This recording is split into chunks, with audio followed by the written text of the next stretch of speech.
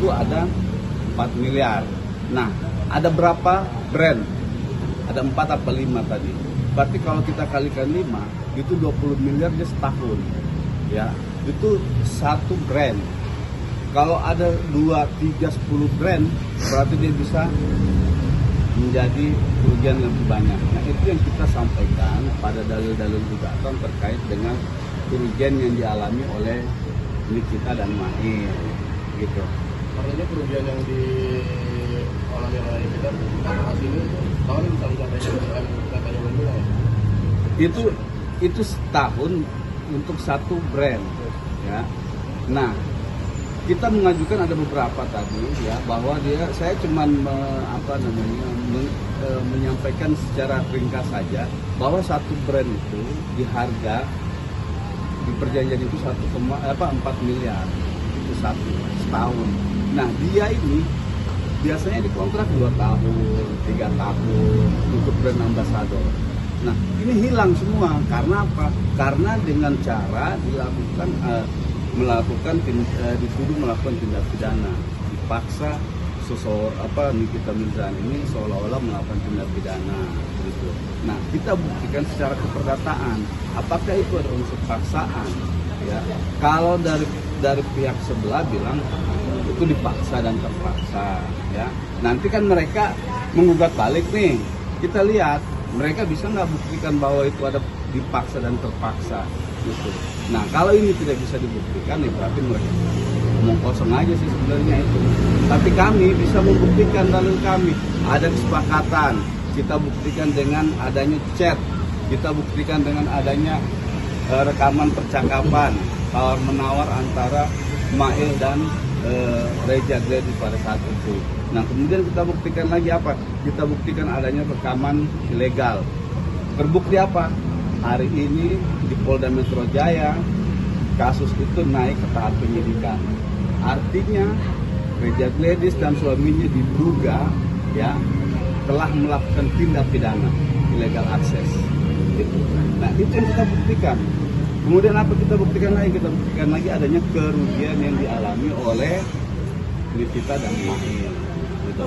Tadi apa sempat bilang juga kalau kasus ini sudah naik ke penyidikan dan semakin mengerucut kalau misalnya Reza Gledis dan suaminya juga akan terbukti melakukan tindak pidana. Nah, itu mungkin bisa dijelaskan, ini kan kasus sudah berjalan berapa lama? Jadi kan gini.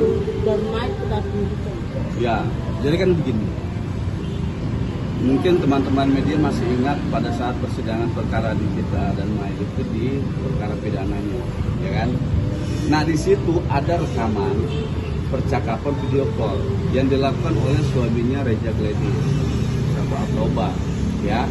Nah, itu kemudian dijadikan bukti di persidangan ini. Teman-teman media mungkin masih ingat pada saat itu diputar, tapi tidak diizinkan dengan alasan, saya lupa waktu itu alasan apa, tidak diizinkan. Nah, itu yang kita laporkan jauh sebelum, ya, perkara ini jalan sampai putusan. Kira-kira bulan Juli atau Agustus dilaporkan. Nah, di Desember atau Januari kemarin dapat informasi, kita menerima surat pemberitahuan dimulainya penyidikan dari Direktorat Cyber Polda Metro Jaya. Ya. Nah, apa? Karena kita melaporkan, kita pada saat itu memberi kuasa kepada kami sebagai lawyer, itu melaporkan dugaan tindak pidana penyadapan illegal access yang dilakukan oleh LG dan suaminya itu. Nah, dari surat pemberitahuan dimulainya penyidikan, di situ tertulis bahwa perkara ini diduga kuat ada tindak pidananya. Sekarang apa? Sekarang tinggal menemukan tersangkanya, mengumpulkan bukti-bukti. Apakah yang dilaporkan ini nanti kemudian akan berujung pada penetapan tersangka? Nanti kita lihat prosesnya. Kami lagi koordinasi sama pihak penyidik juga. Respon Nikita setelah kasus Nikita dan Mahir tepatnya setelah kasus ini naik ke tahap penyidikan bagaimana? Belum tahu juga. Nikita kemarin saya kan dari rutan, kemarin saya sampaikan, dia bilang ya udah kalau begitu kejar terus bang, dia bilang gitu kan, pokoknya dikejar terus ini jangan sampai lolos. Nah, bukan persoalan kejar terus atau lolos, tapi ini soal keadilan. ya. Orang Nikita dan Mail hari ini dihadapkan pada hukum. Sampai pada hari ini kita masih menghormati putusan dari pengadilan tinggi itu karena dilakukan dengan cara-cara yang tidak benar, ya.